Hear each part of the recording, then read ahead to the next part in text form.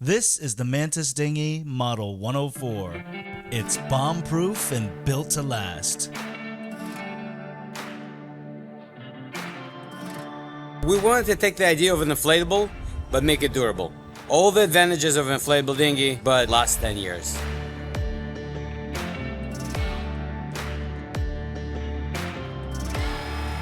The toughest thing about molding this boat is making it light enough to where it's functional for a cruiser.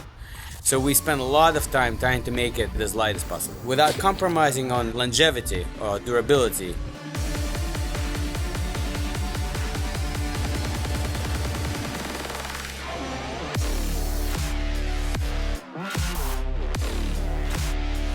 When somebody owns an inflatable, there's always this anxiety that if I puncture it, and then will I be able to fix it properly, or will it always leak and I have to fill it up.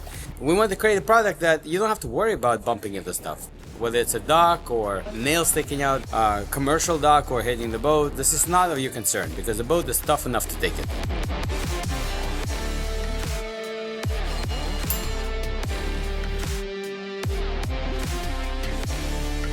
Dude, I don't even need a casting platform. One of the advantages of having a rotomolded boat is the tube size could be whatever you want it to be. So we made it a lot thinner to allow a lot more space within the boat.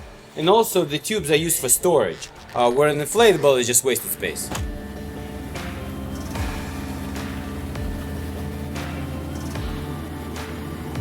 Contrary to an inflatable, which if you deflate the tubes the boat sinks, this boat is designed to float even if it's completely submerged. In fact, Coast Guard actually requires us to test the boat fully submerged. So what that means is we have to sink the boat by making holes everywhere on the top and the bottom of every cavity that can hold air, so the boat completely gets saturated with water. And it needs to still float with the maximum capacity of people in it and the engine. And that is a big difference between us and an inflatable.